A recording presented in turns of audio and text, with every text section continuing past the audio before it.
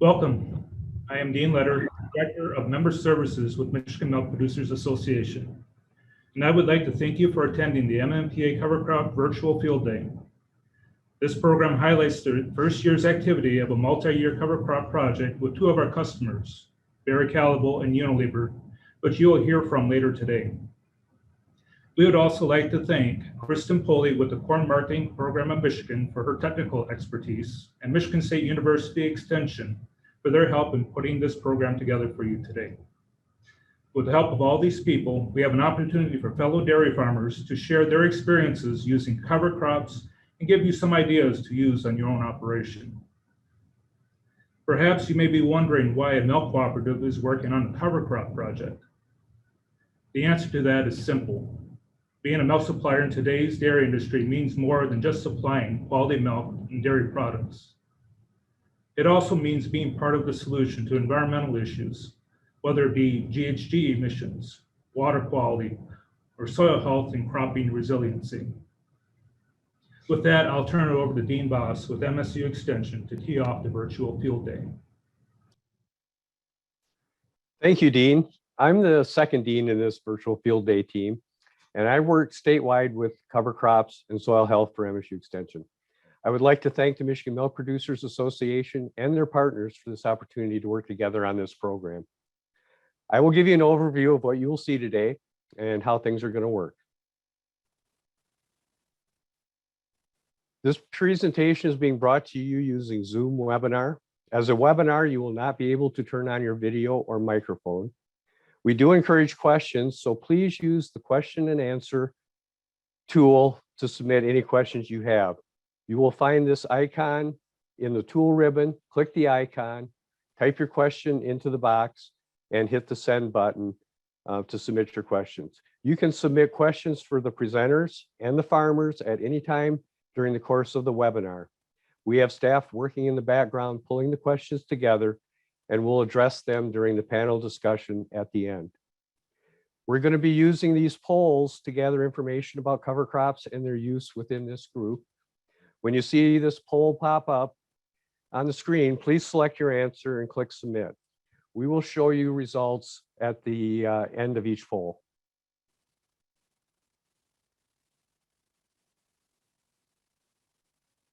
Okay, so for technical assistance, please contact the MSU Distance Learning Help Desk at the number that is listed in the chat function. We are recording this field day, and you will receive a link to the recording by email at a later date. Today, you will see a mixture of farm video tours with MMPA farmers and live presentations from MMPA cover crop program sponsors and partners. The farmers participated in last year's cover crop program, and they will tell you about their cover crop use and involvement in the program. The sponsors and partners will discuss their involvement in and support of the program. We are using the Google Earth platform as we move around visiting farms and partner locations so that we can give you an idea of the sense of the reach of the Michigan Milk Producers Association. Following the videos and presentations, Dean Letter will tell you more about this year's MMPA cover crop program. Then Paul Gross from MSU Extension will give you the instructions for receiving restricted use pesticide credits from this event. You must be present till this point to receive the credits. Paul will then lead the panel discussion with the farmers and presenters to answer your questions. We'll take a 5-minute break about halfway through. The formal program will end at 11:30 if you need to leave. However, the panel will remain on to continue to answer questions. You're welcome to continue the discussion at that time. Finally, I'd like to acknowledge other contributors to this program. Sarah Franzak, MSU Extension educator who created the Google Earth presentation. Christina Carell and Monica Jean, also MSU Extension educators who assisted in the filming and video editing. And Renee Latowski from MSU Events Management who helped organize this event and is working behind the scenes to make it run smoothly. Now let's take our first poll. Do you use cover crops? Yes or no? We'll take a little bit of time here to give you a chance to answer this program. This shouldn't take you too long. Wow. We have 70% of this group that uses cover crops. Well, hopefully we can get the other 30% on board after this program. So with that, I'm pleased to take you to Gratiot County and Wilson Centennial Farms to meet and hear from Brent Wilson.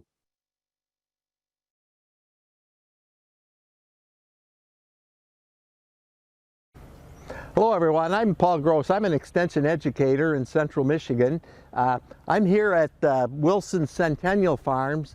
We're going to talk a little bit today about some of the sustainability practices that this farm has incorporated, being part of the Michigan Milk Producers Association Sustainability Project. We're going to talk about some of the practices, some of the equipment that they've incorporated in here to advance sustainability in their farm, to protect their water, manage the manure nutrients, and make a more sustainable future for him and the family. Can you talk just a little bit about the family, the farm, and how it kind of came about? Give us a little bit of history of the Wilson Centennial Farms. Well, thank you. We're Wilson Centennial Farm. I'm the 5th generation. Our sons, who we're partners with, Tyler and Ben, and their wives, are partners on Wilson Centennial Farm, and then their children are the 7th generation here. So it's pretty exciting. Can you tell me about that program and some of the practices, how you're involved in it, how you're participating? Well, Michigan Milk field representatives came out, and we're looking for farms that wanted to use cover crops and do sustainable agriculture, because the people that buy our product, they want to be assured that the products that they have are raised in the most modern of ways, but that use technology, but are sustainable. We're not mining the soil. We're not overfishing, to take today's gain and not have anything for the future, And their customers want to know that their food that they're eating is raised in a responsible way. Summer, we go out and we use this to seed cover crops with. Okay. We made a hitch in the back, and you can see all of the hoses, okay? Okay. There's hoses for fertilizer, but we don't fertilize because we just put manure down. Okay. Okay? But what we do is we have an air pump on our air drill, and then we blow it back. You can see all the hoses there that go back to each one of these rows, and they put seed in, and then these wavy colders cover it up. That's how you're putting your cover crop in. That's when we're putting our cover crop. Okay. Okay. So now are you just can you run any kind of mix through there, multi-species mixes? It handles Absolutely. about everything? Yeah, we use, right now we're using oats and radish. But we use wheat, barley, depending on if you want to protect in the spring. Oats generally die out, along with the radish, along about December when it gets really cold. Okay. So you've designed this to be pretty versatile as to the species you can put in. Exactly. What it can handle, depending on what your goals you're trying to accomplish with that cover. Yeah. Okay.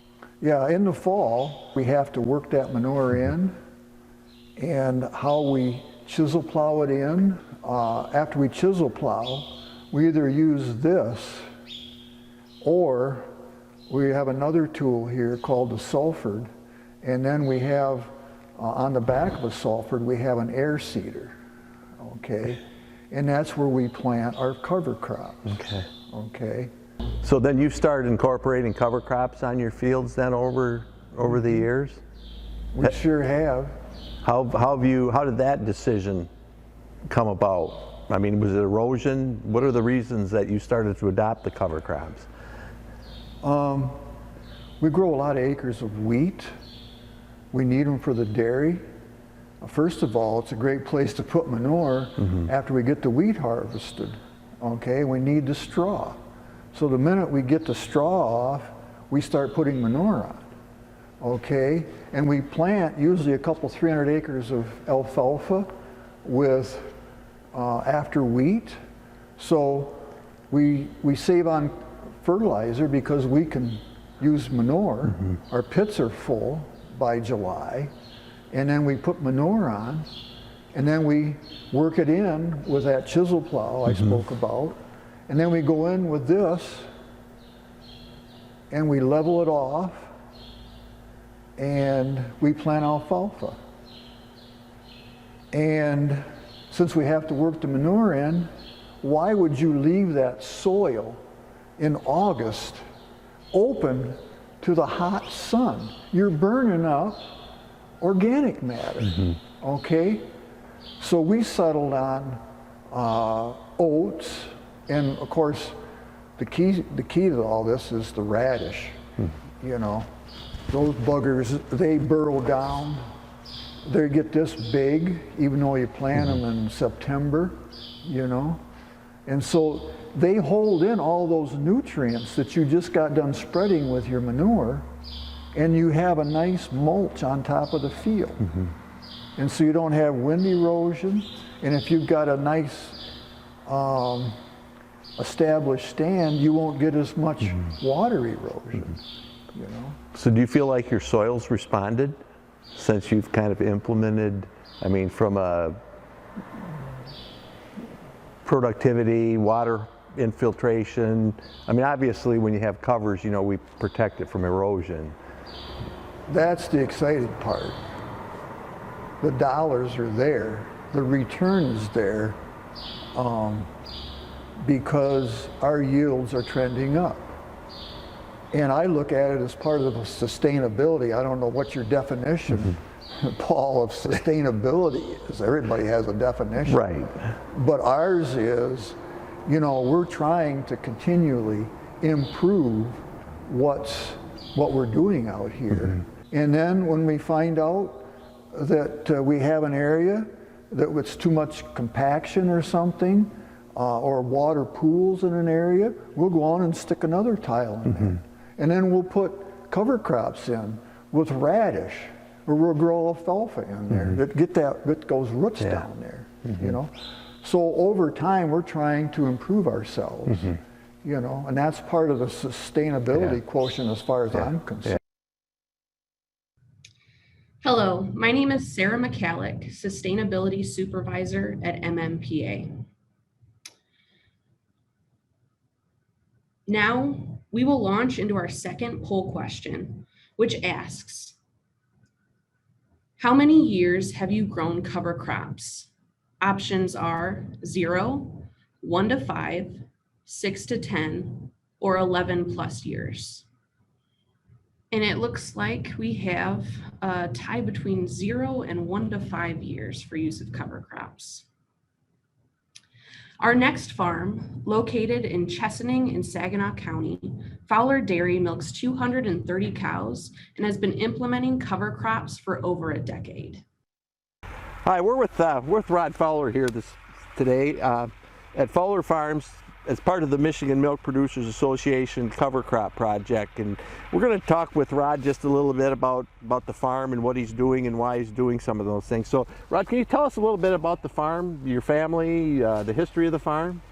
Well, me and my brother started it. We're first generation dairy farms with one cow originally, I guess, and now we're milking 230 cows in robots. Dad bought this farm in '87. We moved here. That's the first Dad started farming, and me and my brother Robert added cows to the operation so we could make a place for us to stay on the farm. But we're standing in rye here that had a little manure on it, and can you talk a little bit about your cropping systems and then maybe about the cover crops we have here? This field here is 2 years. It'll be 2 years of corn silage and 1 year of soybeans. Last year it was soybeans. It's been cover crops probably last 10 or 12 years, mostly rye. This year it's all rye. And we just broadcast it on, so it's not, we don't have a lot of equipment costs in it, and we broadcast it on and work it in, and it grows. And that's why we did with the rye is it's easy to establish. You can plow it afterwards and it'll grow if you spread it on top, or you can disc it, and it, even deep tillage, it'll grow through that. So you've got 12 years with cover crops. How did you get started? They're just becoming popular. You're kind of a leader then in putting covers out. Well, Dad, we've always done clover after wheat, but Dad kind of liked the thought of a little less nitrogen with the rye sucking up some of the nitrogen in the off season, and then we till it up and we save a little money on nitrogen for the corn crop. And he was at extension meetings and they were talking about them, so we tried it small, and we've added until now just about any low residue cover or low residue crop gets a cover crop in the fall. So what do you feel like those cover crops do for your soil? The heavy ground, it really makes it easy to work. It used to come up in clumps, or there might be one day a year where the soil moisture was right and it worked up decent, but now the heavier ground, which we didn't really expect a lot on that, it really works up nice. It changed the tilth of the soil. The soil really works up good. We started using it on lighter ground, and we found that it doesn't matter the ground, it helps all of it. Okay.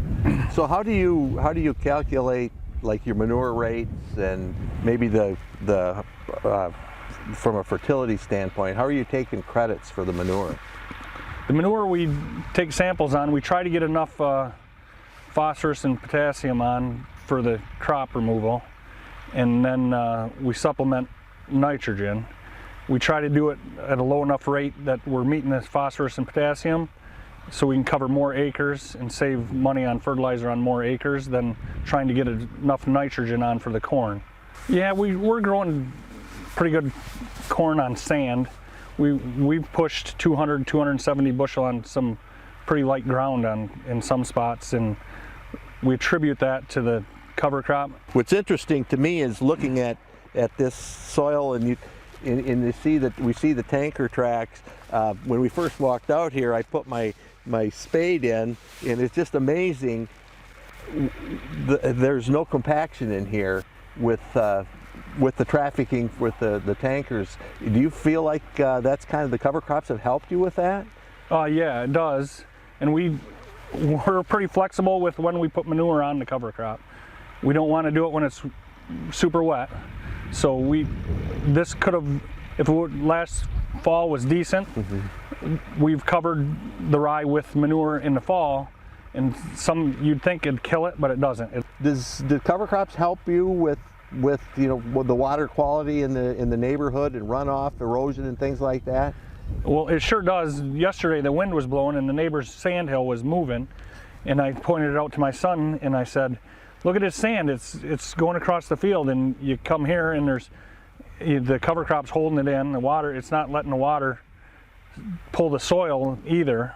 We have a creek right behind us, and then there's another ditch back there, so we like to get the manure worked in so it stays where it's supposed to be, close to planting time, and then we can keep everything where we want it, instead of applying all this and having it either the ammonia evaporate in the air or run off somewhere else. So yeah, that's great conservation. And probably the better part of that is you're passing that knowledge and that legacy and those ideas on to your son, to the next generation. The person asks you, why should I do this? If a dairy farmer, if another Michigan milk producer is thinking about getting part of this project, what advice would you give them to encourage them to participate? We take the low cost approach to getting it established. We don't want to wear out our grain drill, but the credit from the nitrogen that we give the corn crop next year is really what pushed us to start it, is the money savings from the nitrogen costs. And we credit between 20 and 30 pounds to the acre of actual nitrogen. And I know we're not pushing that too far because our yields would suffer if we were pushing that too far. There's probably more nitrogen credit than, or at least that much credit available for a crop. Well, hello. My name is Jessie Delo, and I am Unilever's North America Sustainable Source Dairy Consultant. I wish we were hosting this meeting on a farm in Michigan today, but I'm glad for this opportunity to connect with you all virtually. So Michigan Milk is a strategic partner of ours and is delivering cream to Unilever ice cream factories in Tennessee, where we are making Breyers, Klondike, Good Humor, and Popsicle. In Missouri, where Michigan milk farmers provide cream for all of those brands, plus Talenti and Ben & Jerry's. And our Michigan dairies are also supplying our flagship Ben & Jerry's ice cream factories in Vermont. In my role at Unilever, I support suppliers, processors, and dairies to meet our Sustainable Agriculture Code 2017, as well as develop impact programs in our supply chains. I think we can all agree that dairy sustainability has evolved significantly in recent years, and we are going to continue to find new opportunities to further our progress and demonstrate the value that dairy farming provides for the environment, the economy, and our society. We also recognize that the system we are all working in is not designed for this, so partnering with our suppliers is essential and core to our approach. The Cover Crops project in Michigan is a really good example of our collaborative process. Today, I'd like to share more about our goals at Unilever, what drives our purpose, how we develop these kinds of projects, and what we hope to achieve. Next slide. So Unilever is a leading ice cream company across the world. We have 35 global brands and a large dairy footprint in the US with brands that many of you will hopefully recognize. In addition, we are also a leader in sustainability and have been leading with our values for over 10 years. We initiated the Sustainable Living Plan in 2010 and have continued to evolve the framework to tackle some of the biggest threats to our food system, including deforestation, climate change, and declining water resources and biodiversity. Next slide. And the business case for growing a company sustainably is compelling. Consumers expect it. Retailers increasingly demand it from their suppliers. It drives innovation and market development. It saves money and avoids costs, and it inspires the people who work for our business. So this isn't just about doing good, it's also about doing well. So in order to help capture the ways in which sustainability contributes to our business success, we have developed the simple 4-point framework. So sustainability is supporting growth by deepening our brand equity. It's driving sales and inspiring innovation. It's also lowering costs by cutting waste and reducing use of energy, raw materials, and natural resources. We create efficiencies and cut costs. Cost avoidance ultimately helps to improve our margins. Since our baseline year of 2008, we have saved over 600 million euros on energy costs in our factories. And by using fewer materials and producing less waste, we have avoided costs of approximately 234 million euros. It also reduces our risk. The sustainable ways of doing business help us mitigate risk across our operations. Operating sustainably helps us to future-proof our supply chain against the risks associated with climate change and long-term sourcing of raw materials. And finally, it builds trust. Placing sustainability at the heart of our business model strengthens our relationships with stakeholders and helps us succeed as a business.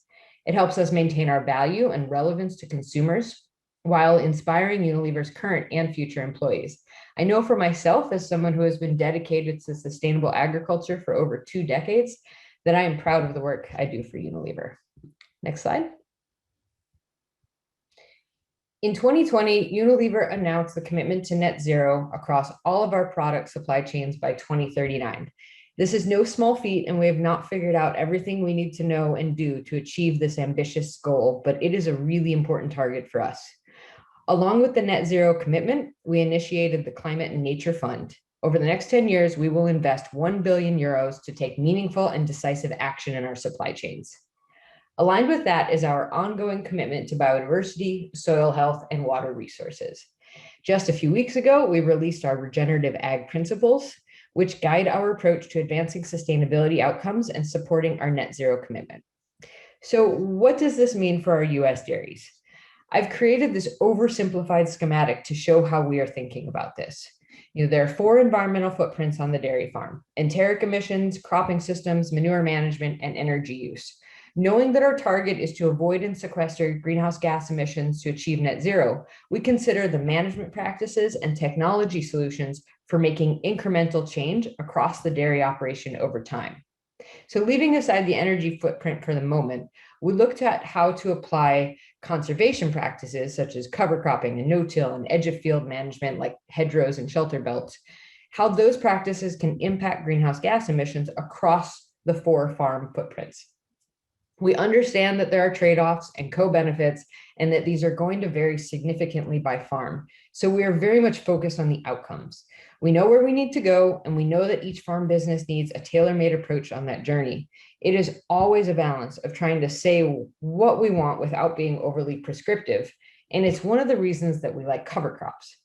So cover crops are not the easiest management practice to tackle. However, by implementing that change, it helps us look at a bunch of contributing factors and management adaptations. Cover crops are going to impact tillage, inputs, manure spreading, irrigation, etc. They also offer benefits for soil health, water quality, biodiversity, and for some economic benefits in the long term. They can also be a difficult or tricky change to make. So we know that farmers that step up to work with us on this are motivated. Next slide.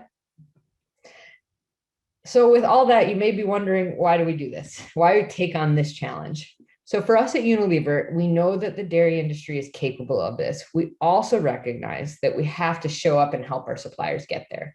So we were thrilled when Michigan Milk approached us a couple of years ago and suggested a cover crops project.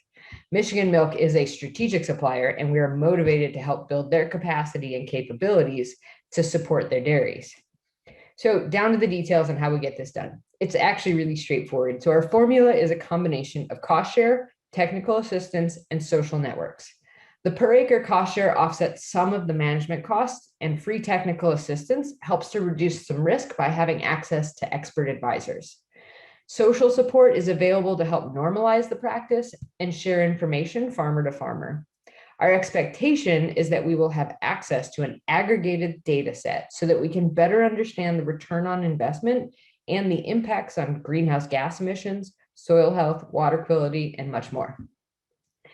When I think about the progress we've made over the last 10 years as a dairy industry, it's really impressive, but we can't stagnate here. There's so much more work to be done, and I hope that we can innovate and problem solve and keep that mindset as we embark on this next opportunity to show off our ability to adapt and improve.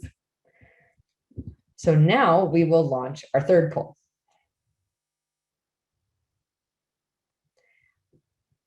Let's see, what percentage of your tillable acres normally have cover crops? Possible answers are 0%, 1 to 25%, 26 to 50%, 51 to 75%, or 76 to 100%.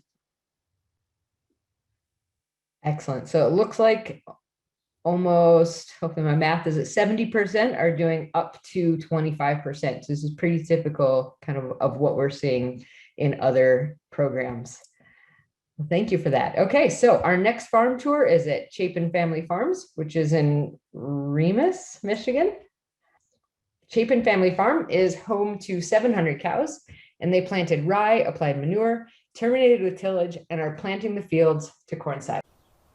We're here today at the Chapin Family Farms, going to talk to Doug Chapin about his involvement in the Michigan Milk Producers Association cover crop project. We're going to talk to him about his involvement, why he's involved, what he's learned, and how he might encourage others to participate. Doug, can you talk a little bit about your farm and the family history of the farm?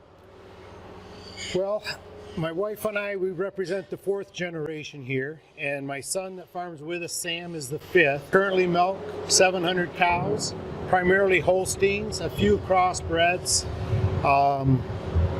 About your cropping system, what type of crops do you grow? Just primarily for feed, cash crop? We're pretty much all for feed.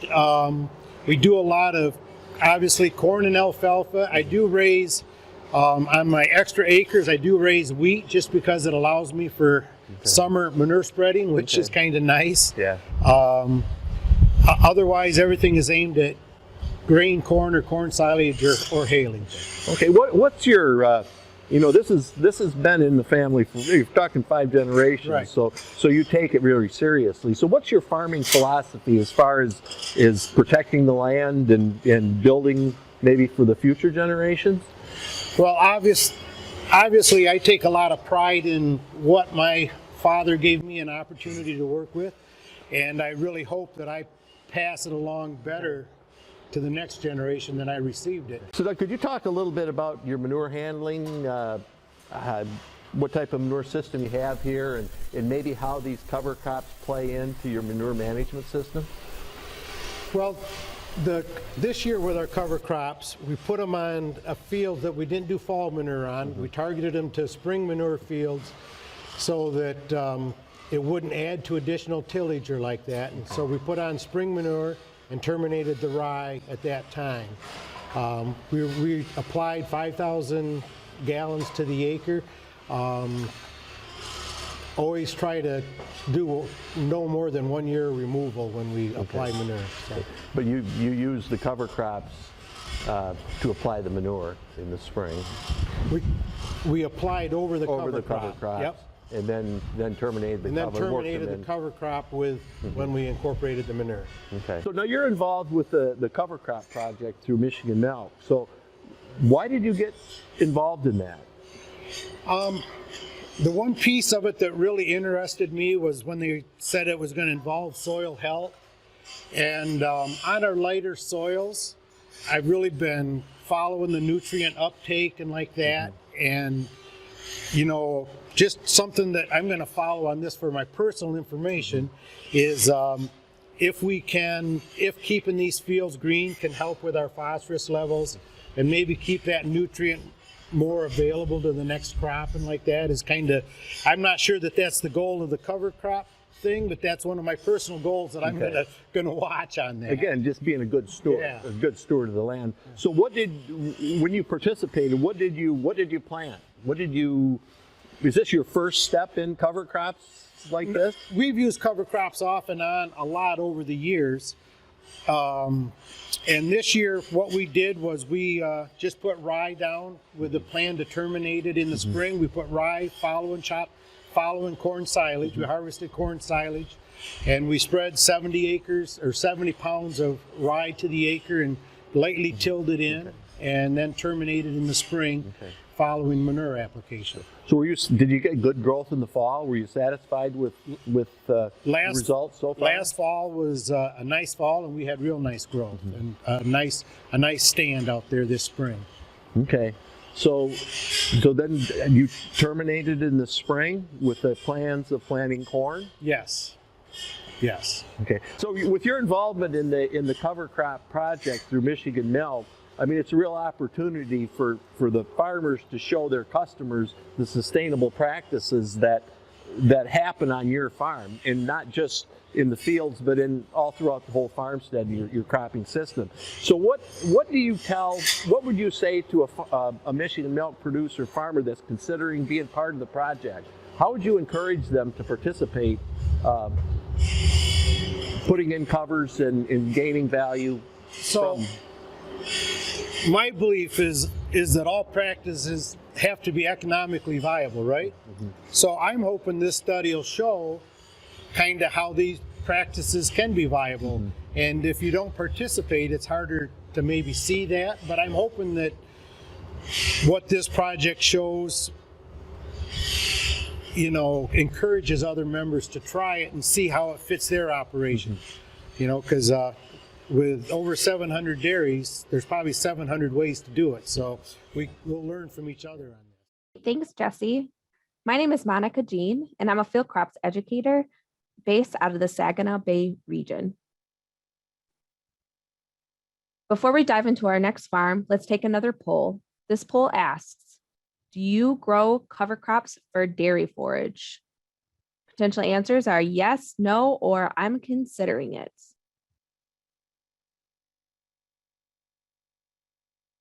All right, it looks like here 27% said yes, they do. About half said no. And another almost 20% said I'm considering it. We're going to move on to our next stop today, which is in Pewamo, Michigan, with the Cook Dairy Farm. Cook Dairy Farm has 300 cows, and they applied manure in the fall after harvesting corn. They harvest for forage in the spring and then plant to corn silage. Hi, we're at the Cook Dairy Farm just outside of Pewamo. We're going to be talking to Tom about his involvement in the Michigan Milk Producers Association cover crop project.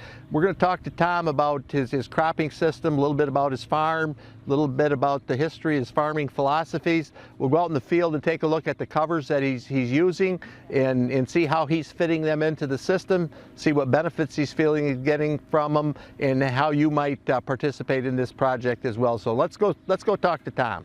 We're standing in a real nice cover crop field as part of the Michigan Milk Producers Association cover crop project.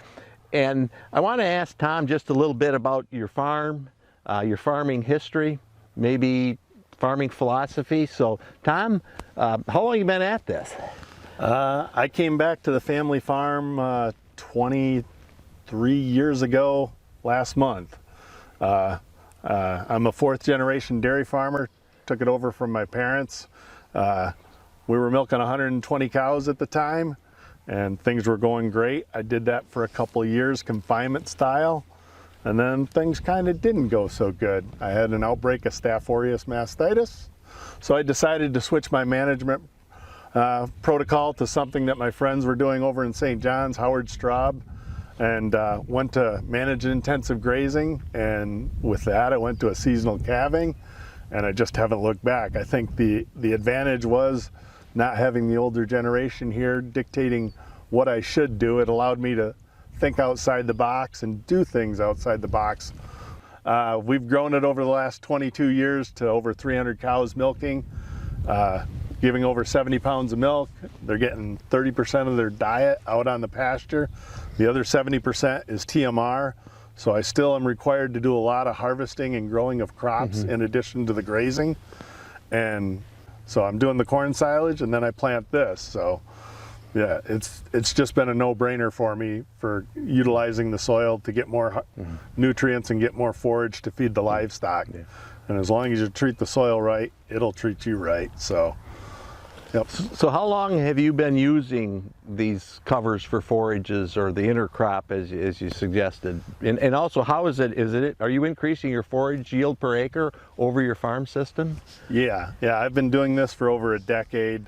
I'll plant a 95-day corn so I can get the silage off in a timely manner, and I'll go back in and plant triticale, or as you see this year I have triticale and peas. I've learned over the years I can add peas to it and usually get a higher yield in protein, just as good a tonnage. It costs a little bit more, but you're getting high quality feed. What I see this is in the flag leaf, just about what we consider optimal time for harvest. Yep. What type of feed test would we'll see on this after you get it put up? I can honestly say historically I've had at least 18% crude protein at this point, even without peas in there. The fact that I have peas growing quite well in there this spring, I would expect this to be over 20%. Did you incorporate manure into this? Yep, once the silage was off, we go to my manure pit of storage over 1 million gallons and stir it up and pump it out here with the manure tankers, put on 5,000 to 7,000 gallons the acre, incorporate it in, chisel plow it, fit it, and then seed it with what you see here, 125 pounds the acre of triticale and peas. It's 65% triticale and 35% peas. So are you seeing any changes in your soil, in the productivity of your soil? How is it resilient? And as our weather patterns change, as our climate change, do you feel like because of your system that you're getting a benefit because of the changing weather patterns? Yeah, I think it just holds the soil together given whatever Mother Nature throws at it. From the fall after harvest to the spring, if you have torrential downpours, if this didn't have a green crop growing on it, with just a little bit of slope, you would get a lot of erosion, and yeah, you just lose your nutrient base there on top. And And with the nutrients that I didn't harvest on the bottom 3 inches, that's going to be readily available nutrients for the corn here in the coming weeks too. So I have seen nothing but added benefits. I mean, I do crop insurance, and you can't insure corn that's double crop, but I still do a yield check on it. And these cornfields do as good, if not better, than my other fields, even though they've been double cropped. You're doing something that, you know, they say there's nothing is free. Well, the sunshine's free, you know, and you're taking and capturing this sunshine as many days of the year as you can. And by grabbing the photosynthesis with the plants growing, putting that carbon back into the ground, that's pretty sustainable practice. You know, that's something that we hope that everybody can capture that free input. So I got another question about what will you tell farmers, some of the farmers, the Michigan milk producer farmers that are considering participating in this project? What advice would you have for them, and are you available for them to call you? Yeah, I'm a dairy farmer, and I sell a little bit of seed on the side through Best Forage, just because it's advantageous to me. And yeah, I've enjoyed doing it. And what would I tell them? I wouldn't hesitate. You don't even need to get a subsidy from MMPA. It's cost beneficial to do it even without the encouragement of your co-op. I mean, we all are milking more cows. We're all trying to squeeze the most out of our land base. This is just a no-brainer to do this and get more quality feed for your livestock. I would like to take this opportunity to thank the farmers who are willing to let us on their farms and share their stories for all of us to learn by. We will now be taking a 5-minute break, and so we will be resuming then with a presentation from Barry Calbaugh. Thanks again, everyone, for joining us today. We really appreciate you taking this time out of your busy day. My name is Kevin O'Gorslick, and I'm the Senior Sustainability Manager at Barry Calbaugh for non-cocoa ingredients. Barry Calbaugh has facilities located around the world. However, the milk products that we purchase from MMPA end up making chocolate in our Ontario, Canada factory, as well as in our Chicago, Illinois factory, where we manufacture the base product for World's Finest Chocolates, the fundraiser chocolate bar, as well as a number of other products. As many of you may know, Barry Calbaugh is the largest chocolate supplier in the world. And we're so excited and delighted to be here today and to work with MMPA. Next slide, please. We are, as I mentioned, the world's largest chocolate company. We have over 62 factories around the world and make 1 out of every 5 pieces of chocolate consumed globally.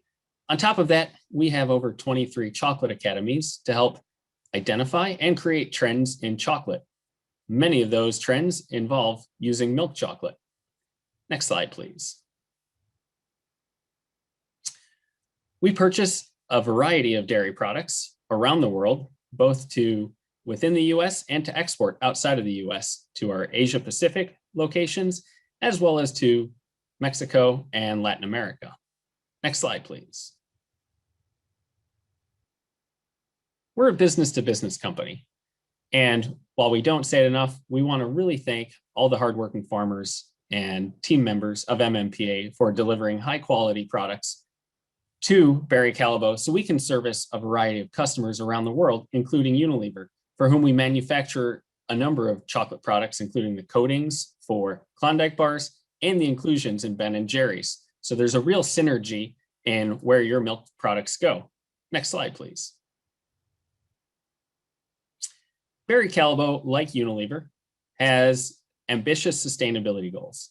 Our program, Forever Chocolate, aims to create a movement that will make sustainable chocolate the norm so that the chocolate we love today will be around for generations to come.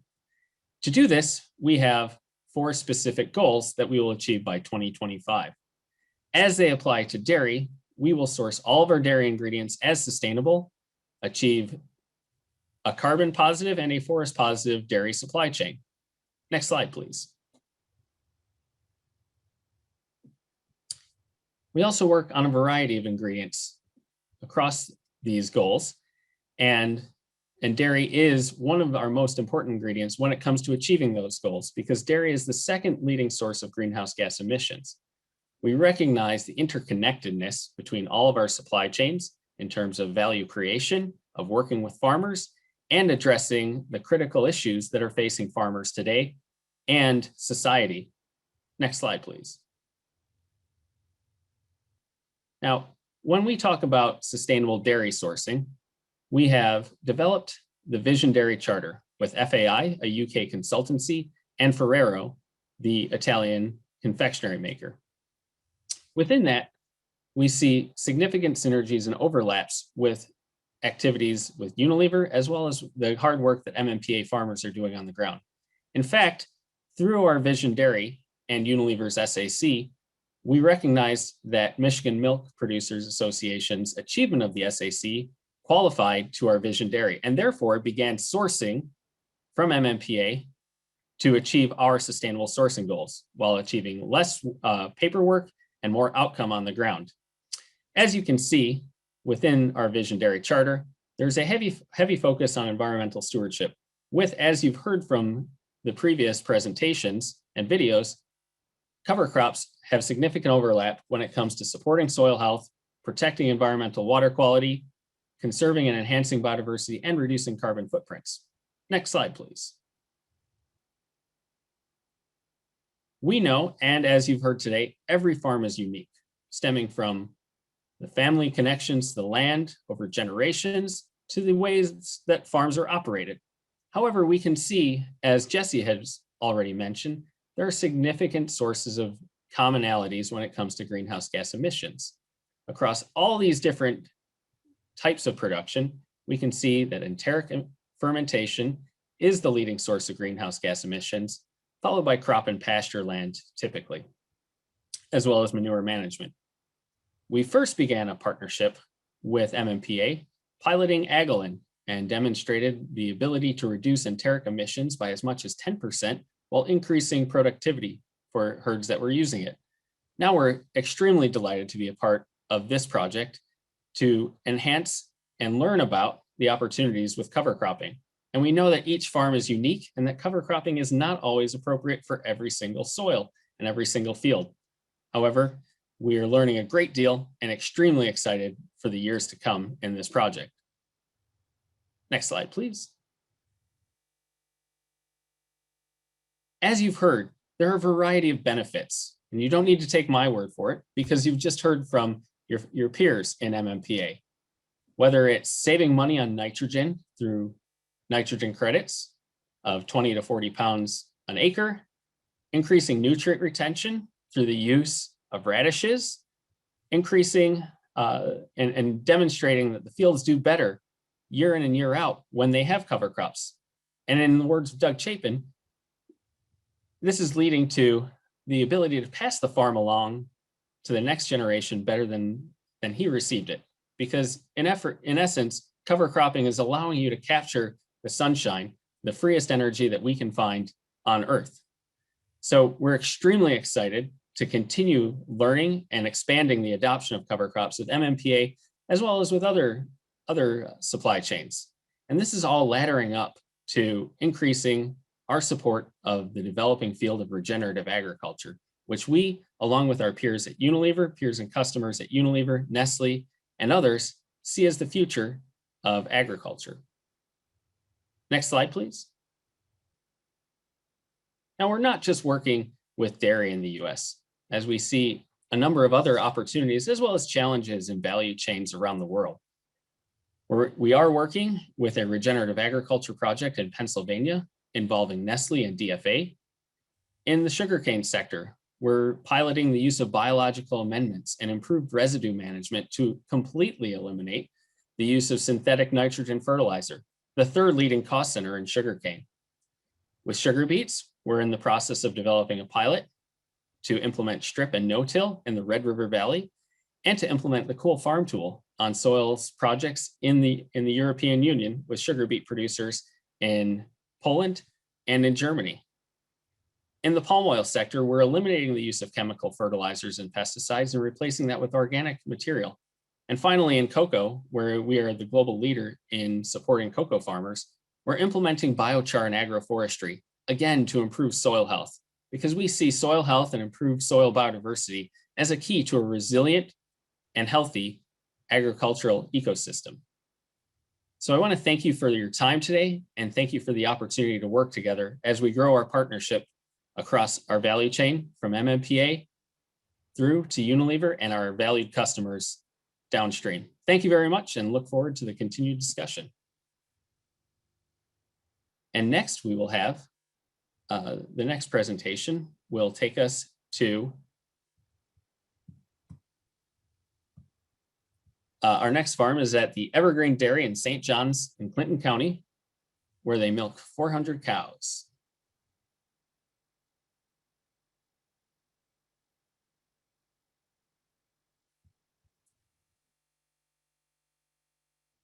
We're here this afternoon with Chris Wardeen. So Chris, tell me about the farm. Today we milk about 500 cows here, and pretty much exclusively dairy. All of the feed that forages and stuff we grow here. So what kind of farming philosophy do you have as far as, you know, sustainability, environment, water? We've done cover crops over the years, we haven't.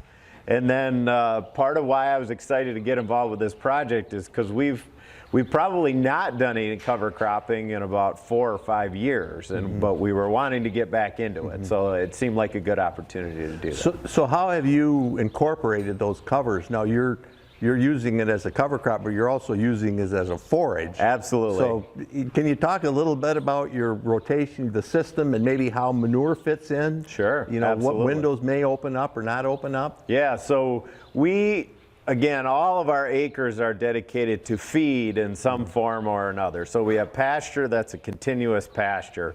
But then the other main crops we're growing is all of our corn goes to silage. We do have a fair amount of alfalfa that goes to silage as well. But then the small grain is something we've tried different rotations over the years to go from corn back into alfalfa. So what we used to do is always do spring seed with a nurse crop, either a cowpea or wheat or something else that got us tonnage. But we were always disappointed in that first year of alfalfa. We just never quite got enough of it. And when land's at a premium, we're really trying to get everything we can out of every acre. So we started moving more into a fall seeded alfalfa. And then what we did was we've tried wheat, but again, you're exporting crop off that I'd rather feed. So we kind of moved more to a sorghum sedan rotation where we would seed that somewhere at the beginning of June. Then we chop the sorghum sedan either once or twice, put some manure on the ground in that summer window, and then get it seeded to alfalfa. The cover crop over the winter kind of came in when we were trying to push a little more forage from those same acres. And that's indeed what we're going to try to do this year with our pilot program. We seeded the triticale on the 18th of September. We chopped that off just this week. Then we're going to put that this coming week into sorghum sedan grass again. Then the manure will follow, and then the alfalfa will get seeded. So that's kind of the philosophy of where I think cover crops fit here, is it helps us get from the corn crop into alfalfa and not really miss a year, so to speak, with the alfalfa. You know, Chris, I see that you've got some waterways that go through your farm, and how do you plan your cropping systems? Maybe how to keep that water clean. I mean, you utilize it as a water source for irrigation, you mentioned. Can you talk about that a little bit, of how this plays into your management from an environmental standpoint? Absolutely. Yeah, so we do a fair amount of rotational grazing, and a lot of our pasture is sort of centered around that stream and the creeks that we have here. And part of that is because it's that doesn't get turned over, you know. So we think we're doing a good job both from an erosion standpoint and a nutrient standpoint, keeping that stuff where it needs to be. But it is an important part of our farm, and I think a lot of the older farms, you know, is valuable farm to have if you had water there, and that's kind of how ours started too. So today we really do utilize that a lot, because that's where all of our water for our pivots comes from, is the creek. And so we do want to protect that resource, and so we're trying to do everything we can. Yeah, and being part of the cover crop project can help with that, to, you know, stabilize your ditch bank, your erosion prevention, you know, create that sustainable system that protects all resources. So what advice do you have for the person just starting out? What are the do's and don'ts? What are lessons learned? Yeah, absolutely. I'd say first and foremost, you got to go into it with a plan of what you're going to do with the crop, because that really sets up how you seed it, how you fertilize it, how you harvest it, and when. And then weather, of course, trumps everything, but you got to go in with a plan. So I think from a yield standpoint, get it in as early as you can. We had pretty ideal conditions last fall. We also didn't have to put manure on it last fall, so we got it seeded pretty much right after we were done harvesting corn silage, September 18th. Then we knew we were going to feed it to cows. So we were really scouting that field hard this spring and made sure to get it before we had, you know, it was even probably a little prior to boot stage. We just wanted to make sure we had good quality forage. Lessons learned on the fertilization end of it, I think because we didn't put any manure on it right in the fall, it received manure in the spring. But then we grew corn after that. It probably ran out of nitrogen. We did take a tissue sample that kind of confirmed that it probably would have benefited from some nitrogen. So I think in future years, particularly if we don't get manure on right ahead of it, we're probably just going to plan to put some sort of nitrogen on it to make sure it doesn't run out of nutrients and get the optimal yield. Can you kind of give an estimate of maybe what kind of tonnage you got off them acres? Yeah, so we're figuring roughly 1.3 tons of dry matter to the acre is what we got. So, and we got that put up on average at 38% dry matter. So that's kind of where I would say it's certainly not the best winter small grain crop I've ever grown, but it wasn't the worst either. And I'm hoping we got it at very, very good quality. Next week we'll test it after it has some chance to ferment. We'll see what kind of protein numbers and quality numbers we get out of it. So far so good. I think so. It went pretty well. Good. Good morning, everyone. Thank you again for joining us today. My name is Kristen Foley, and I am the research manager for the Corn Marketing Program of Michigan, your corn checkoff program. I am also a certified crop advisor, and I specialize in soil health and sustainable agriculture practices. At a national scale, U.S. corn farmers have a long history of continuous improvement, constantly implementing practices that make their farms more environmentally and economically sustainable. As stewards of the land, our farmers understand the responsibility they have for creating a more sustainable world for future generations through continued advances and efficiencies in land, water, and energy use. The Corn Marketing Program of Michigan is dedicated to enhancing the economic position of Michigan farmers, and we are proud to support research and program initiatives around sustainability on the farm like this one. Over the past 2 years, the Corn Marketing Program has been actively involved in research on cover crops, carbon sequestration, water quality, and soil microbials, including some work on cover crops as forage on dairy farms across the state. It's been a pleasure to work with MMPA and our sponsors on this initiative, and I'm very excited to see this program going into its second year. Next slide. CMPM is moving forward with all of our summer programming in person this year, and we're very excited about it, including our annual Between the Rows Crop Ed Tour and on-farm dinners. The tour begins August 23rd and runs through September 2nd. Each program consists of a statewide yield outlook update, marketing and agronomy updates from regional professionals, as well as dinner, and the cost is free. We'll also be back at our Great Lakes Crop Summit in January of next year, and we've got some really exciting things planned for that event, so we hope to see you there. You can also find us around the state at various field days this year, so if you see me, stop by and say hi. If you're interested in learning more about our research initiatives or events, visit our website at micorn.org. Next slide. At the end of the program today, you'll hear from MMPA about the details of this program. I've been involved in the project with Michigan Milk for about a year and a half now, and I have a couple of specific responsibilities I wanted to tell you about first. Each producer enrolled in the program is getting periodically soil sampled, both a basic soil test and a soil health test. I will be on farm pulling those samples in the fall, and I'm available to help interpret those results as needed. I'm also a source of technical assistance for producers with questions on cover crops and field management, and I'm working with the team at Michigan Milk to collect information related to cover crops and field management, and we'll be summarizing that information as we go along. Once again, the Corn Marketing Program is excited to participate in this sustainability initiative, and we are happy you're able to join us today. We have another poll question for you this morning. Do you feel your system is improving as a result of using cover crops? Yes, no, maybe, or not applicable. All right, so we have a 50-50 split. 50% of you said yes, you feel cover crops are improving, or your system is improving because of cover crops. And then 50% said either maybe or not applicable.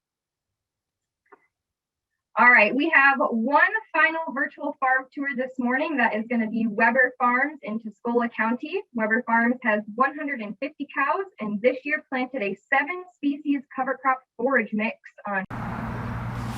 We're with James Weber here this morning, part of the Michigan Milk Producers Association cover crop project. James, could you tell us a little bit about your farm? Absolutely. A little history? Yeah. So I am the 4th generation farmer out here, and we are milking currently 180 Jersey cows and farming about 800 acres of cash crop. Can you talk a little bit about your farming philosophy that you and your family have? Yeah, so that philosophy is something that's ever changing and constantly evolving. And recently we've really taken hold of what I would call and what other people are calling kind of the regenerative farming movement. You know, taking our soils back to the health that they used to have prior to conventional till. You know, we've dabbled a little bit in no-till, but have been primarily conventional till with no cover crops or anything of that nature for decades. And just through discovery of what we're kind of doing to our soils, we're trying to change our philosophy and move back to building our soil health and building our soil tilth. So how far down this path are you? How many years have you been making this conversion? We are still very new to this. We started experimenting with cover crops 4 years ago. That was our first step into this, and that involved throwing out 150 pounds of cereal rye on a field. And we learned from that. That field that received that cereal rye had a heavy application of manure, and it was so thick the next spring when we cut it, we had to drive about half a mile per hour with our sickle bar mower because it just wouldn't go through. But it was an eye-opening experience for us for a couple of reasons. We saw the potential of double cropping in a way that we had never done so before, so we could feed our animals with ground that can then still handle a cash crop of corn or soybeans or navy beans the following year.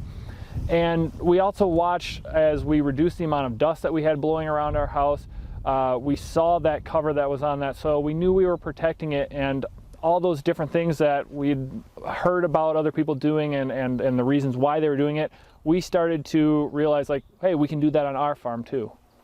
So then you're using these covers more, you're going beyond the erosion, you're going to the soil health benefits, but based on the cover, the rye we're standing in, it's playing a role in your forage program. So James, why don't you talk about this multi-species mix we were standing in here?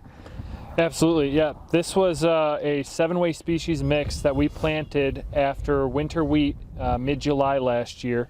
And the purpose of it was for forage as well. We were able to harvest once in the fall, and we're going to be coming through here again today or tomorrow and mowing this and chopping it as well.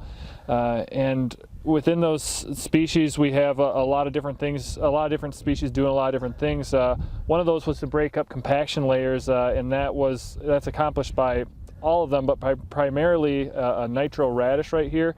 We see one that survived the winter time and is already starting to really send down a thick taproot for this year. What other species do you have in here? In this mix, there are oats that did not survive the winter. There's triticale. There were peas that didn't survive the winter time. We have hairy vetch, which did pretty well surviving the winter, which is our great nitrogen fixer. So you got a good combination of legumes, grass, brassica, warm and cool season to kind of create that soil diversity that many farmers are looking for. Yeah, hopefully some of these things that can have a synergistic effect and really complement each other in what they're doing with nutrients. So how are you using these covers as you're formulating your ration for your cows? We're trying to make the move to having a higher forage percentage in our ration. So we're going to be using some of these different species out here for a higher digestibility, which will allow us to reduce some of our dependency on grains and other sources that are a little bit more expensive. We want to feed the cow more forage, more stuff that we're growing on our farm. Does that impact the components in your milk? Anytime you can feed a higher forage diet, you're typically going to be boosting our milk fat, our milk protein, and for us, that's what our goal was with having Jersey cattle, is we want to have a more dense product that we can pay less on shipping. Okay, so you're using these as forages, but is there other advantages? For example, does this give you different opportunities to haul manure by having different forages, planting them at different parts of the season? Does it open up any windows for you? Absolutely, yeah. We see that opening up a lot more windows with some of the cocktail mixes that we're throwing in on our farm. We're having a cutting in between our traditional alfalfa cuttings that allows for, like you said, another window of opportunity to throw out some manure, which has been very beneficial for our farm because we don't have a long-term storage. We're running on 2 weeks of storage any given point in the year, so it really helps us to put that manure out there when it can especially benefit a different crop as well. So these cover crops are then going to take that manure when it's applied like that and recycle those nutrients through and turn it into more forage versus running the risk of any runoff or things of that nature. As you have heard today, Unilever and Barry Callebaut use significant quantities of MMPA dairy ingredients in the production of a variety of consumer-facing products. These companies view MMPA as a cooperative of progressive dairy farmers. And while a year and a half ago, while we were discussing sustainable sourcing objectives with Barry Callebaut and Unilever, we decided to collaborate on increasing the awareness of economic and environmental benefits of cover crops. To that end, we are inviting more MMPA members to participate in this cover crop project, and I would like to take a few minutes to highlight a few details. So the project is committed to providing some cost share dollars on a per acre basis to those who want to grow cover crops, and to provide technical information and guidance on how to best put cover crops on given acreage. And as Kristen mentioned earlier, we will be collecting soil samples from those project fields and providing those results to those farms. And what's very important in this project is to maintain farmer privacy. As we collect data on the various farms, and we will eventually be reporting that out, it's going to be reported out in aggregate form. There's no information that's going to be specifically tied to a farm. This project is very respectful of farmer privacy. And so at the conclusion of this project, a report of all the program metrics regarding soil health, adoption of cover crop practices in acres and farms, and associated conservation practices will be shared. So what does a farm commit to when signing up? Well, one, to the best of their ability to grow cover crops on the acres that they're committed to the project, to maintain and provide a cropping plan on those committed acres, participate in MMPA sustainability program, and be willing to share cover crop experiences with other farms, either directly through published periodicals such as the Milk Messenger, through the cover crop Facebook group that we're working on and or field days such as this. And lastly, to help determine economic viability or impact of growing cover crops on dairies in the Great Lakes region. We understand that in order to be sustainable, it has to be economically viable, as Doug mentioned in his presentation. So if you would like more details or would like to sign up for the project, you will find Sarah McCallick's contact information in the chat box or inside the back cover of the Milk Messenger. Now, I will turn it over to MSU Extension educator Paul Gross to moderate our panel discussion.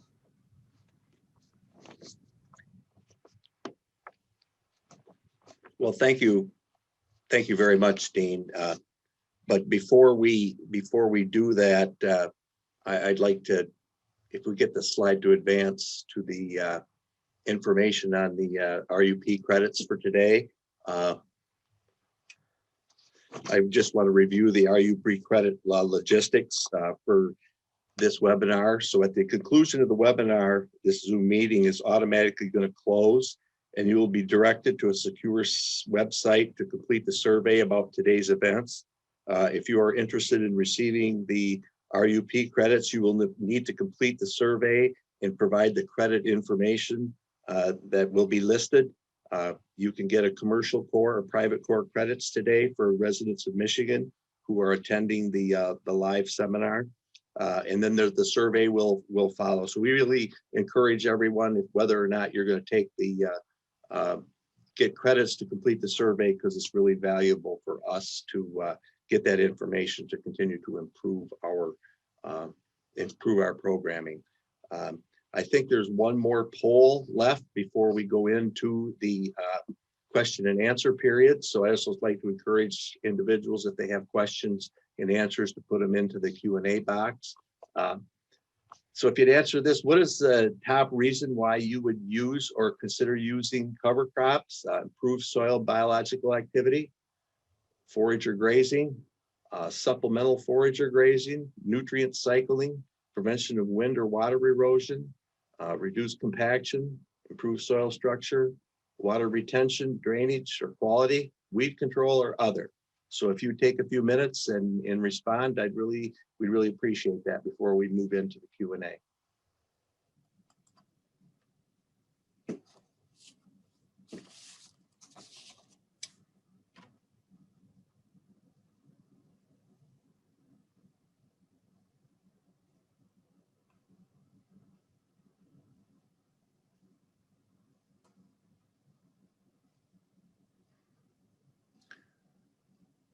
Well, that's pretty interesting. I think going back, everybody's quoting Doug about 700 farmers and 700 ways, and I think everybody has a different farm, different farming system, and have different reasons for doing the things that they do. So that's interesting. So thank you for filling that out. So moving into the Q&A, I don't see anything in the question and answer box right now, but I do have a couple questions that I'd like to ask some of the panels. I think the first one, I kind of want to direct to Dean, I think, from Michigan Milk, just kind of a logistics question, if I could.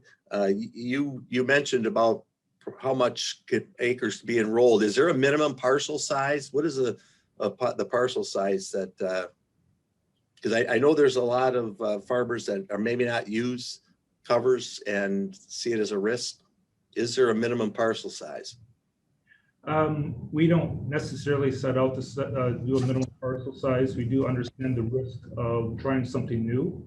And if they do want to try it on 5 acres or 10 acres or something like that, we're certainly open to that. We think it's important to give it a try to see if it works. And if it doesn't work, why it didn't work. Maybe there's other things we can try going forward. So no, we don't see necessarily a minimum on the acreage. Okay, thank you, Dean. I'm going to go kind of refer to one of the poll questions that was out there, and the one was more than 50% of the participants do not use it for forage, and I think there's a couple of you that use a lot of your covers for forage. Tom and Chris, Can you talk just a little bit about why farmers might consider, I know acres are at a premium, and how might you encourage some farmers to consider it as a forage option? Tom? As I said in the presentation, most of us dairy farmers are all milking more cows on limited land base. Here in Clinton and Iowa County, it's very competitive, the land base is. It's just a way to exploit the acreage to get more tonnage without having to pay more land rent or acquire more land. It's just been great for me. I've been doing it as a frugal method more than a sustainable method, but I'm glad to know that it's regenerative, as you pointed out when you were out at the field day at our farm and pulled up the roots and showed me all the nodules from the cowpeas. It was great. And why I'm on here, I need to ask James Weber what he put in his mix again, because I like the idea of trying to plant something after wheat that I can harvest in the fall and the spring. Traditionally around here, a lot of people plant sorghum Sudan grass for forage after wheat, and you're just left with a fall harvest. If you could get a spring forage out of that too, I'm really intrigued by that. James? Yeah, I'm trying to pull up a picture of my tag on my phone here real quick so I can get you the accurate mix. All right. So in this mix, I got this from Byron Seeds, and it's not like any private knowledge or anything. We had 60 bushels of Jerry oats, 400 pounds of annual ryegrass, 24 bags of forage peas, 60 bags of winter triticale, 50 pounds of nitro tillage radish, 100 pounds of hairy vetch, and 50 pounds of medium red clover. Yep. And not sure if you're doing any synthetic fertilizer, but the recommendation for that was to apply about 100 pounds of AMS and 100 pounds of ammonium sulfate right before, if you're tilling, or right on some way to get that into the soil too. I think most of us panelists all put manure on at the time of seeding. I myself, it wasn't brought up, but I did fertilize my triticale and peas in the spring with ammonium sulfate and urea, just like I would with my wheat, at about 200 pounds the acre.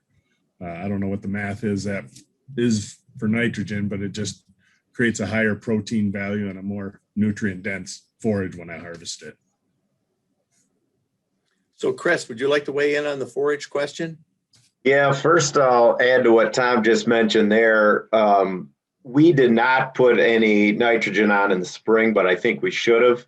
And that was one of the other benefits. And we still don't have those feed samples back because we're not feeding it yet on our triticale. But what Tom mentioned, I think, is valuable, that you can also raise your protein test on the actual feed.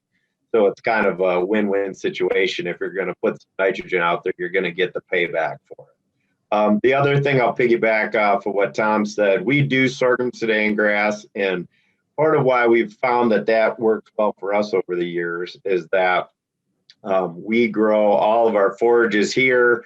We also end up buying feed, so we're trying to raise as much forage as we can, plus we know we're going to buy. So it's a matter of what do you want to grow and what do you want to buy. Our alfalfa, we try to grow as high a quality alfalfa for the dairy cows. So sometimes the issue is you don't have enough heifer feed, quote unquote.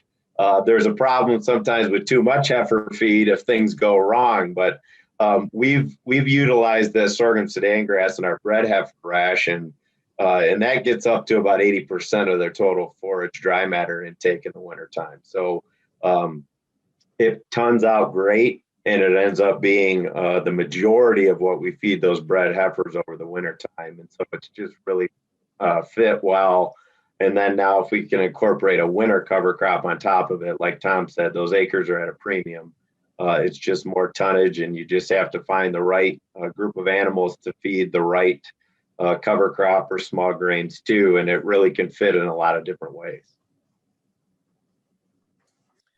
So it feels like probably just with a nod of the head that our panelists that are using covers as forage are going to continue and expand that practice. We do have a question in the Q&A for the panelists. Most of the farms are using rye as the base for their cover crop program. Are there particular mixes that should be used, or is a single cover crop preferred? So is anybody who wants to take that? I can start out. I used to use just straight triticale in the past for the reason, kind of like Chris Wardeen alluded to, you need heifer feed, but I'm always of the opinion Mother Nature is going to give me heifer feed. I don't need to make it. So I've always used triticale because it's a better quality than straight rye. You've got about a 5-day window of forgiveness of harvest versus rye. I'm told that's like a 24-hour window of when you should cut it.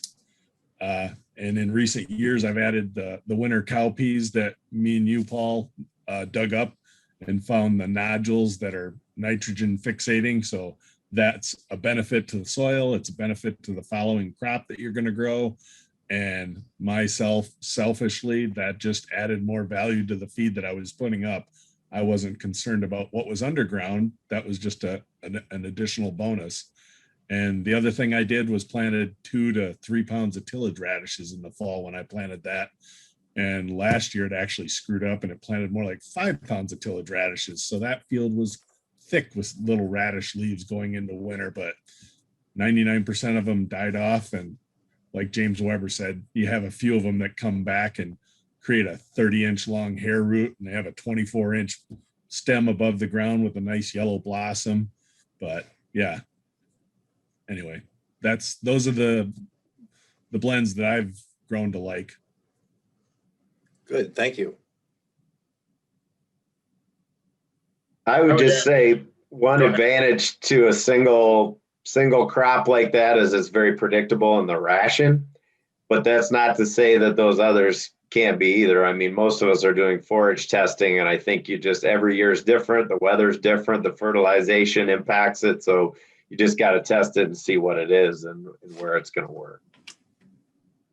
Just to add to what these guys have already said too, I try to look a lot at a synergistic effect. If we're putting something like cereal rye out there, when you can throw in a nitrogen fixer, you're only helping reduce your costs on fertilizer and just getting more tonnage with fewer inputs. In addition to that, you're asking the question of if one thing is right or if a host of things. It depends so much on what your goal is. Chris alluded to like what his whole ideology is, what's the goal? Start out with a goal and go for it. On our farm, we're pretty fortunate where we have a lot more acres.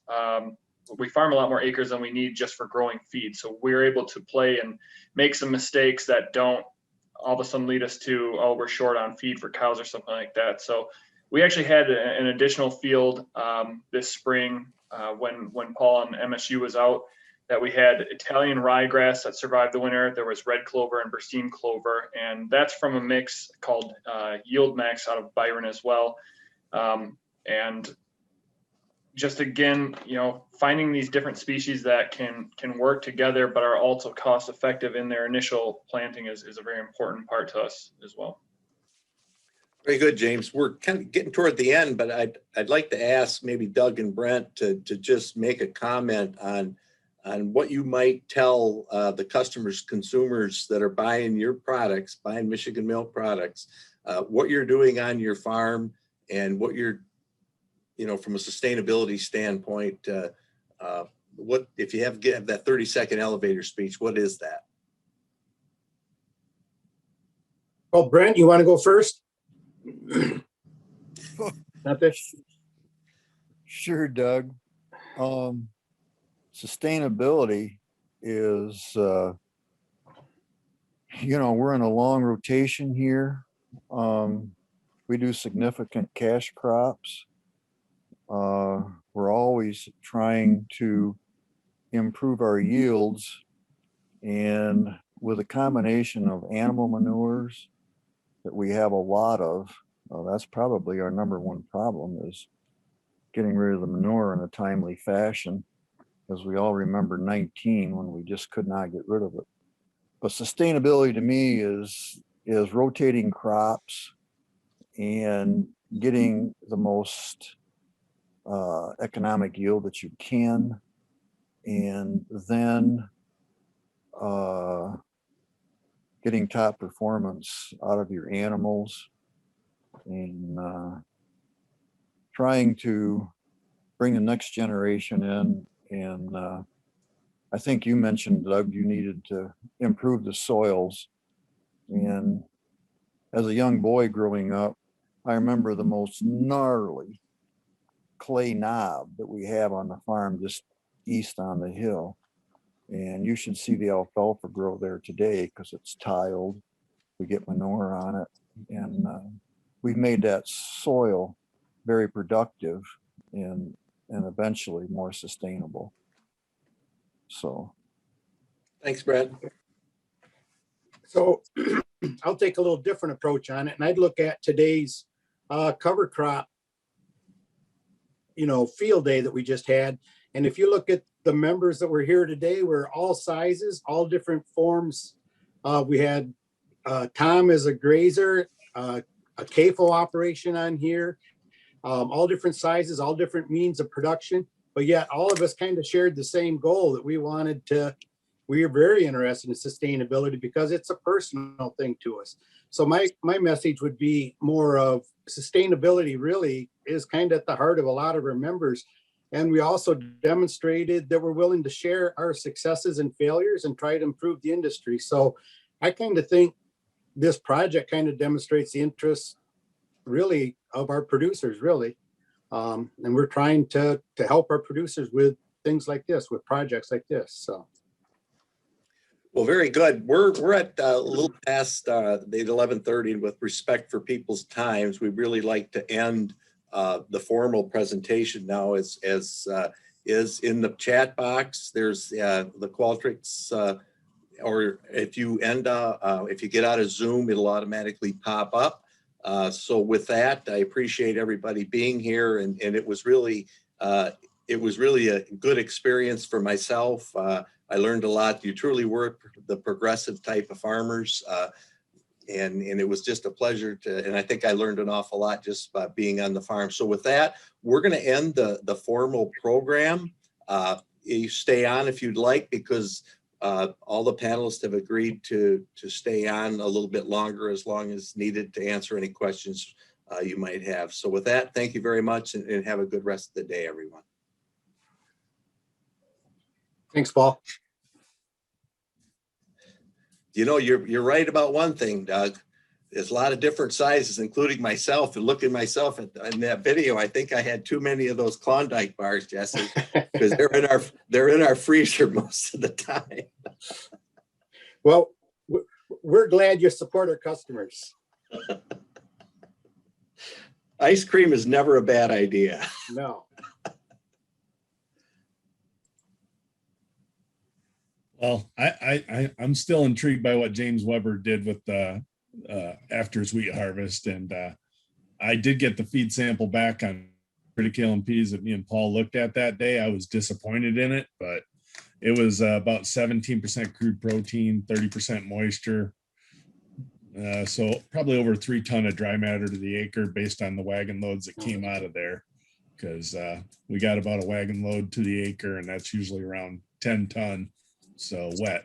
So, but it was 17% crude protein. I attributed that probably to the cool spring temperatures. We didn't get enough heat units to maybe pull the nutrients up that normally would have, because as I told Paul, it was probably my best looking cover crop in a while. There was a question in the chat box that about this presentation being recorded for presentation later, and that will be the case for members, I do believe. So I wanted to review, Paul, when you were running the tape, and you obviously took a lot more tape from each farm than you used. But when I was raised, it was our goal to fall plow and field cultivate in the spring because the soil's warmed up quicker. You didn't worry about any soil erosion. But we've certainly come full circle on it. And even on our most productive soils, we can make them even better by absolutely putting manure on, having a long rotation with alfalfa, with cover crops, with the ultimate goal of improving your bottom line. So we're doing a lot of things differently than we used to 40, 50 years ago. So I got a question to throw out to the farmers. You know, you've got from single to multi-species. What are you comfortable paying per acre for seed and cover? Is there a number that you have in the back of your mind? I know, Chris, you talked about having a plan, and I think everybody's probably got a number. And I'm thinking it's going to be different for each farm. I guess me personally, what makes it hard to pencil is that the weather and so much of the timing aspects of it can vary the yield so widely. So, you know, corn is one of the most expensive crops, but it's typically somewhat predictable when you're going to grow it. Cover crops are on those shoulder seasons and you just don't know. So we haven't gone like James has to some of the fancier ones, but like I think, like Tom said, triticale gives you a little better chance of a window, but it's a little more expensive than rye. To me, it's worth it. So I don't really have a magic number in mind personally.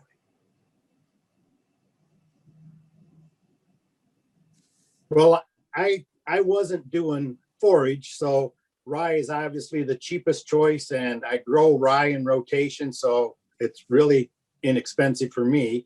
And I was very interested in the forage discussion today because, you know, for 4 years I tried triticale, and I'm the furthest north in this meeting today. And the first year was great, and the next it just kept going downhill every year after that, and it's just cold, wet falls followed by real cold springs. And for me to get yield, I was pushing corn planting. Following it with corn, I was pushing my corn planting back. And so maybe if I look at forages, maybe in my mix, I have to look at following with something different than corn, you know, because if I get planting corn after the 15th of June, I was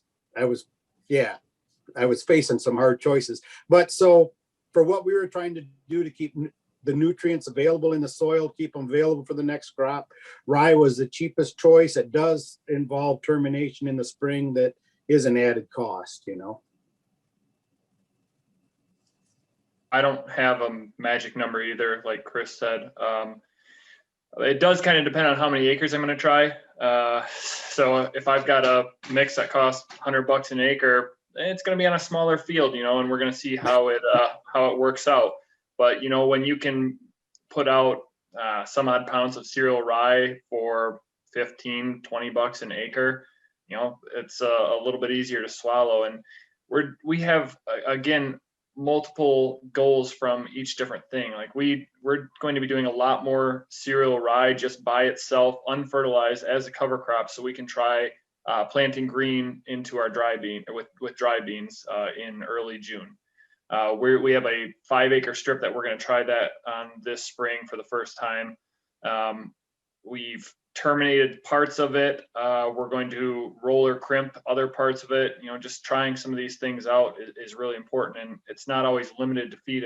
But obviously we're dealing with producers of livestock. So anytime you can get that benefit, like we did a specific field where we're no-tilling it after we harvested our triticale off of there and planted green into it. You know, it's, again, something we haven't done before. We don't really know how it's going to go. My dad is very concerned with how are we going to manage weeds because we don't have the shade out effect of the biomass from triticale. But I would always encourage any producer to set aside a few acres, a few dollars to try and find something new that might be better than what you have.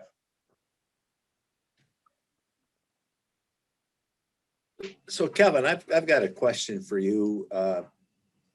I wonder, and I don't know if this is a question, where's the industry going as far as, you know, you see to continue the sustainability goals of the suppliers? Do you think there'll be a time when you may only seek suppliers that have sustainability goals documented for your farmers? Absolutely. We are working with a number of customers on exactly that, because we are increasingly pressured by our investors as well as our customers and consumers around transparency in the supply chain, because people want to know where their food's coming from, as well as the benefits from a nutritional and environmental standpoint.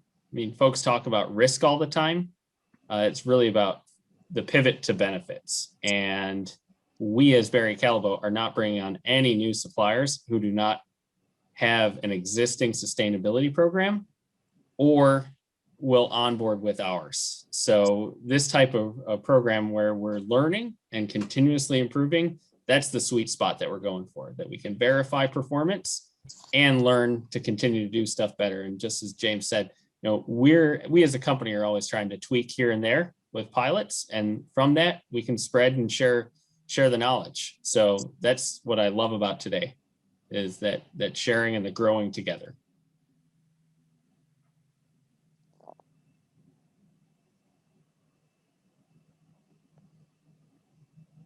Well, does anyone have questions, comments that were not points that were not brought out? Things that you'd like to? I probably should get everyone a chance for a parting message of advice. You know, sometimes talking about our failures with cover crops, you know, we tend to learn more from that. So I guess I'll probably give everybody a shot for the last comments. Brent, do you want to go first? Yeah, to cheapen up the cost of our cover crops, we use oats, and we've tried others. We definitely steered away from rye because we don't want anything to impede what's going on in the spring. Timing is everything in the crop business in the spring. We had a neighbor who we used to custom harvest his haylage, and he planted rye, and he wanted us there the third week in May, and we told him no. I've had some failures. The oat seed we used plugged up that air seeder you saw in the video. In the fall of 19, we had, in the fall of 18, if you remember, we've had 3 wet falls in a row except for 20. Fall of 18, we had a beautiful lush, grew up about 3-4 foot tall. After wheat, we had oats and tillage radish, and the radish got into the tile and plugged them up, and so it killed out. We couldn't get on the field in the spring, it was so wet, and we finally got the tile unplugged. We get the same thing when we grow sugar beets. Some years we'll get beet roots in the tile. And I'd also like to say radish, for those hunters, if you have landlords that like to hunt, we put radish out and the deer just go for those for some odd reason. And they also go for the oats that we plant because they stay green right up until freeze up to middle of December. One downside we had is last winter, it didn't kill the oats. They were still there in the radish. We've never seen that before. So, and then we thought we could do some kind of no-till this spring. And we found that we did the fall tillage in the cover with the cover crops, and then the spring the ground was still too wet or too rough, and so it happened in sugar beets, which you don't want to ever let that happen again. That's the most high value crop we have. We left seeds on the top because the soil was so rough. So we thought if we do this again, we will level the field with more than that Sulfur tool. We'll use a serrated disc. So. Well, that makes sense. Yeah, we're still working on it. We're not done yet, you know. That's every year's different. Anybody else who wants to go next? Final comments, James. Yeah, I would add, well, one of my failures and that 7-way mix that I planted, when I went to harvest it in the fall, I made the mistake of trying to harvest it when I wanted to harvest it and not when the weather wanted me to harvest it. So I ended up mowing that whole field, and then after 2 weeks of just drizzling every day, I started I don't know if you want to call it green chopping, but it wasn't fermented, and I was just trying to salvage what I could out of that field. So lesson that I've learned is, fall and spring, the weather is a lot more unpredictable and a lot not nearly as good for drying things. So harvest those things when the weather allows you to, and don't try and get your top quality feed. Just, yeah. Good. Thanks, James. Doug?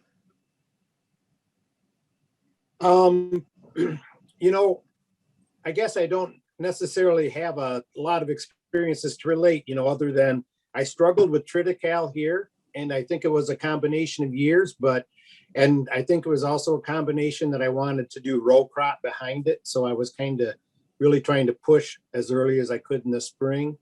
With the rye piece this year, we did have that blast of warm weather in March, and our goal was to spray it, but it got warm so fast and we were able to go on manure that I'll be honest, we hadn't even gotten our sprayer out of storage yet before we took off with the manure. So we changed our plan as we went, and rye does cause that, like Brent said, rye you do have to deal with in the spring. So we went into it knowing that so we were flexible on it. Everything worked out good with it. The tillage took care of 90%, and when we cleaned up the corn crop, there's no rye left today, but it looked hairy for a week or two. At least made our neighbors talk. Thanks, Doug. Tom? Before I address it, I'll ask James one more question. Nitro radish, that's a tillage radish, correct? I think so. I believe so. Yeah. Because that's the one failure I had in the past after wheat. I planted some sorghum Sudan grass along with some purple top radish. I had done it in the past and grazed it, and it's awesome. It boosts the total tonnage, but this was a field I could not graze. I knew I was going to harvest it mechanically, and I'll tell you what, purple top radishes make for some really soupy silage because it's a lot of moisture and it's just juicy. So don't try and plant those radishes and think you're going to harvest them. I'm not giving up yet. I'm going to try it again. Well, the tillage radish is okay, but the purple tops that create a huge bulb that can be the size of a volleyball with a big bushy cabbage top to it, or whatever you want to call it. Yeah, it's pure moisture, and it did not dry down in that sorghum Sudan grass that I had. And after 2-3 days of just watching it try and wilt and dry, it kind of turned soupy instead of dried. So anyway. Okay, Tom, thank you. Chris? Yeah, I guess the way I would summarize it is I really appreciate this program and all the different ways that the farmers have approached it too. And I like that survey question of what's your number one goal for cover crops. Ours is certainly forage, but that question really highlights the fact that you got to go in with a plan, but you also got to be flexible, as James said, because every year is different and it's not always going to work the way you thought it was. So the reason why I think cover crops are worth committing to is that you get all those other benefits, or a lot of them, regardless of the weather, your erosion, your soil health. There's a lot of reasons to plant them, even if your forage situation doesn't go the way you'd like it to. So my other takeaway from this is I think, this has been a conscious effort for all of us to think about and do things with cover crops. And I think that's the other key, is it takes a commitment, it takes some thinking, and there's a lot of benefits to it if you're committed to it and looking at it over the course of a number of years, because every year is going to be different. We just got lucky that the cover crop project was a pretty ideal year to grow cover crops. So. Thank you, Chris. Thank you very much. Kristen, I haven't, I'd like you to have a comment. Hi, yeah, I just want to say from Michigan Corn, a big thank you to all of our producers we got to work with this year. And I am excited to continue working with you all, and hopefully we can get some more farms enrolled in the project this year. So you'll be seeing me around, and I'm happy to answer any questions you might have as you get through planting and everything this year. Thank you, Kristen. Dean or Dean? I'll go. This is the first time the MMPA has attempted anything like this, what we did this morning. And I want to thank everyone for participating. We weren't really sure what to expect since it's our first time out. But I'm hoping one of the takeaways everyone has that marketing milk is more than just about milk or dairy products. We have to offer a story and solutions. And I think we highlighted that today, and really appreciate the producers, the members that joined us and talked that through. As Kevin mentioned, and Barry Calvo is by no means the only company that is in that position. If we don't have a sustainability story, if we don't have a sustainability program, and we're not working through the entire supply chain to that end, we lose opportunities for markets. And so that's very important. And I do appreciate everyone's efforts to put this together today. Thank you. Thanks, Dean. Dean or Sarah? Sarah, you got something? I just wanted to thank everybody again for joining us today. We appreciate your time. I'd like to thank all of those that are involved in the project, and also MSU Extension for putting this virtual field day together. We appreciate you guys going out, doing the interviews, cutting all of those interviews down into 6-minute videos. You guys did a great job putting that all together. I'd also like to thank all the farmers that joined us for the panel today. We really appreciate that and the comments that you've had. I would like to echo that. I want to thank everyone who's been involved in this. I'll speak for Paul. It was a lot of fun. We really enjoyed going to the farm. We shot a lot of video, but we had a lot of good discussion with you guys too. And we always learn from the farmers as well. You have a lot to share with us as well as with each other. So appreciate your insights, and just want to encourage folks that are out there. I think there's a lot of opportunity to use cover crops, particularly on dairy farms. You've got more windows, you have more opportunity to take advantage of the benefits of cover crops. And so I hope the program explodes next year. Okay, I guess that's going to be a wrap. Again, I'd like to thank all the farmers for the opportunity to come out and visit with you. It was certainly enjoyable, and it was a very educational experience for myself. So again, with that, thank you very much, and have a good rest of the day, week, and year.